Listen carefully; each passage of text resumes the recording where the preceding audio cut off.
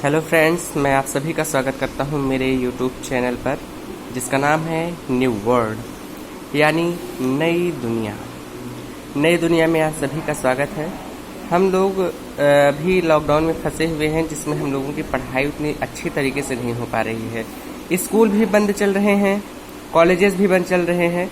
तो class 12th के बच्चों के बारे में मैं सोचते हुए 11th का तो मैं भी वीडियोज़ कमेंट आएंगे तो मैं डाल दूंगा, लेकिन मैं भी 12th के बच्चों के देखते हुए कि वो उनका बोर्ड का पेपर होगा आने वाले समय में, लेकिन अभी ठीक से उनके स्कूल से भी मेरे पास शिकायतें आ रही थी कि ठीक से वीडियोस नहीं मिल पा रहे हैं। तो मैंने सोचा कि उनकी मदद कर दी जाए। इसीलिए मैं आज एक नॉवेल के साथ हूँ जिसका नाम है द इनविजिबल मैन। ये क्लास 12th में है। इसके राइटर हैं H.G. वेल्स, और ये बहुत ही अच्छी नॉवेल है जिसमें एक साइंटिस्ट रहते हैं और वो कुछ ड्रग्स यानी दवाइयाँ लेकर के इनविजिबल हो जाते हैं, लेकिन जब वो कुछ भी अपने ऊपर पहनते हैं तो वह जो है विजिबल लगने लगते हैं। हालांकि उनका चेहरा नहीं दिखता है, वो अपने आप को कवर किए रहते हैं। तो मैं सिर्फ और सिर्फ यही आपको नॉवेल ही नहीं पढ़ाऊंगा। अगर आप लोग कहेंगे तो मैं आपको हिंदी भी पढ़ा दूंगा, लेकिन पहले मैं आपको इंग्लिश के बारे में बता दूं। इंग्लिश में आपकी 2 बुक्स लगेंगी अलग अलग, जिसमें पूरा का पूरा पढ़ा पाना मुश्किल होगा। ये जो गोल्डन है, गोल्डन सभी बच्चे अफोर्ड नहीं कर पाते हैं। जो गरीब बच्चे हैं वो इसको खरीद नहीं पाते हैं। तो मैं इसमें से आप लोगों को पढ़ाऊंगा, और मैं आशा करता हूं कि जो मैं पढ़ाऊंगा आप लोगों को पसंद आएगा और समझ में भी आएगा। समझ में आता है, और जहाँ पे भी आपको दिक्कत होती है आप मुझे बताना। इसके वीडियोस इन सभी के मैं जल्द ही आप लोगों तक पहुँचाना शुरू कर दूँगा।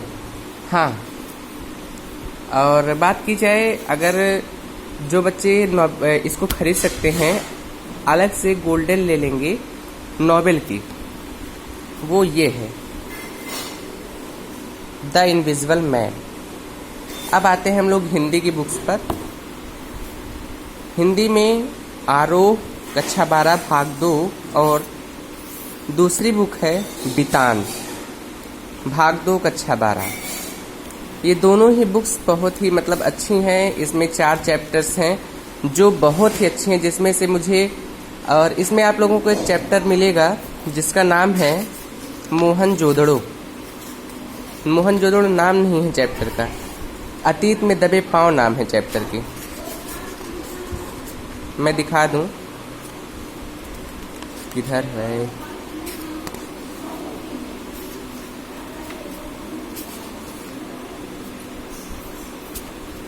ये रहा। सिल्वर वेडिंग पहला है, जूस तीसरा है, और दूसरा और तीसरा, हाँ, अतीत में दबे पांव, ओम थानवी ने लिखा है इसको।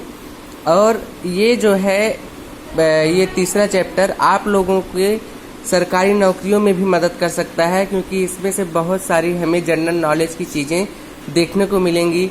और मोहनजोदड़ो जो फिल्म बनी है वो अगर आपने देख लिया है, फिर भी अगर आपको समझ में नहीं आता है, तो वो तो सिर्फ ऐसे काल्पनिक तरीके से बना दिए, मैंने भी देखा है। आप इसको देखेंगे तो कब जो है मोहनजोदड़ो की खोज हुई, कैसे हुई। हालांकि कुछ चीज़ें इसमें मिसिंग हैं जो मैं आपको ये पढ़ाते हुए बता दूंगा, जो आपके सरकारी नौकरियों में भी आपकी मदद कर जाएगा।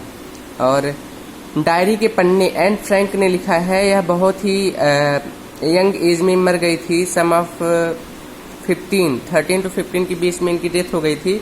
और इनकी जो डायरी थी यह दुनिया की दूसरी सबसे पढ़ी जाने वाली बुक्स में से एक बन गई। सबसे ज़्यादा पढ़ी जाती है दुनिया में बाइबल, और बाइबल के बाद अगर सबसे ज़्यादा किसी ने दूसरी बुक को पढ़ा है तो वो है डायरी के पन्ने, एन फ्रैंक की लिखी हुई बुक। तो ये सब तो बात की बातें हो गई, और मैं कुछ आप लोगों की NCERT बुक में ऐसी चीज़ दिखाना चाहूँगा जो कि सभी लोग नहीं पढ़ाते हैं। देखिए, यहाँ पे दिया गया है भारत का संविधान उद्देशिका। इसको सभी नहीं पढ़ाते हैं, बस जैसे ही किताब खोलेंगे वह जो है अपने चैप्टर्स पढ़ाना शुरू कर देंगे। इसमें लिखा है, हम भारत के लोग भारत को एक संपूर्ण प्रभुत्व संपन्न समाजवादी पंथ निरपेक्ष लोकतंत्रात्मक गणराज्य बनाने के लिए तथा उसके समस्त नागरिकों को सामाजिक, आर्थिक और राजनैतिक न्याय, विचार, अभिव्यक्ति, विश्वास, धर्म और उपासना की स्वतंत्रता, प्रतिष्ठा और अवसर की समता प्राप्त कराने के लिए तथा उन सब में व्यक्ति की गरिमा और राष्ट्र की एकता और अखंडता सुनिश्चित करने वाली बंधुता बढ़ाने के लिए दृढ़ संकल्प होकर अपनी संविधान सभा में आज तारीख 26 नवंबर 1949 ईस्वी मिति मार्गशीर्ष शुक्ल सप्तमी संवत 2006 विक्रमी को इदत द्वारा इस संविधान को अंगीकृत, अधिनियमित और आत्मर्पित करते हैं।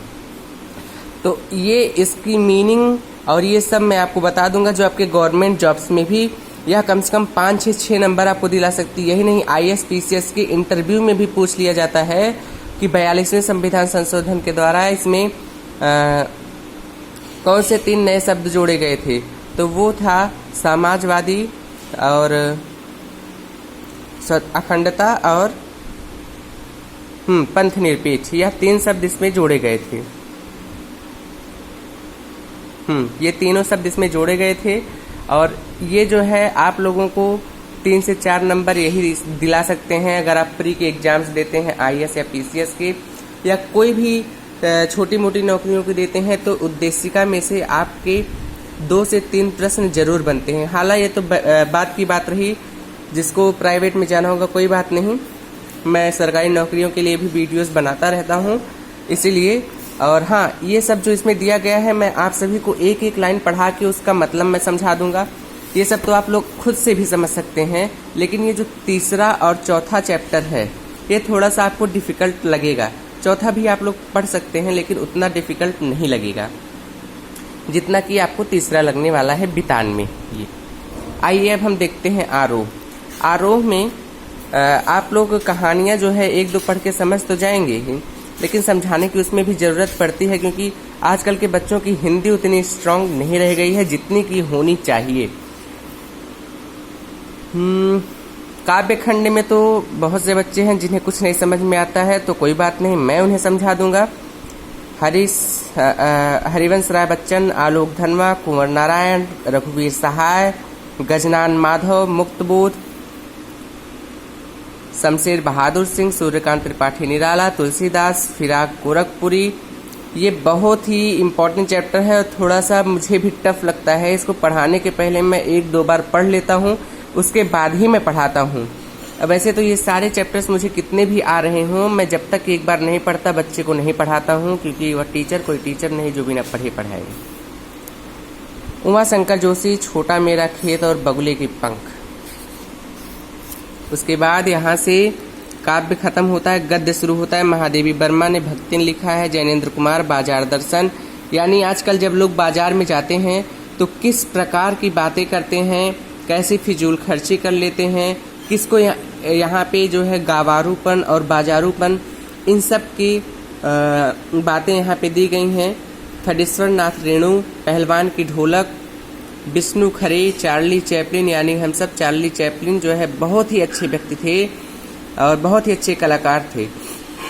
यह मौन फिल्में बनाया करते थे जिसको देखने के बाद कोई यह नहीं कह सकता था कि यह कोई विदेशी फिल्म है। इनकी कलाकारी क्या गजब की हुआ करती थी, जो कि पूरी दुनिया का मन मोह लेती थी। रजिया, सज्जाद, जाहिर, नमक, इसमें भी जो है बहुत ही अच्छी कहानी है। कोई पाकिस्तान की रहने वाली बीबी साहब थी जो यहाँ पे चली आई थी और फिर कोई ऐसे जाता है वहाँ पाकिस्तान किसी से मिलने, वहाँ से थोड़ा सा नमक, सेंधा नमक लेकर के आता है। इस कहानी को भी हम लोग देखेंगे। हजारी प्रसाद द्विवेदी, शिशिर के फूल, ये भी इंटरेस्टिंग है बट उतना इंटरेस्टिंग नहीं है ये वाला। बाबा साहेब भीमराव अम्बेडकर, श्रम विभाजन और जाति प्रथा, मेरी कल्पना का आदर्श समाज, ये भी आपको सरकारी नौकरियों में मदद कर सकता है। तो ये था आपकी किताबों का रिव्यू।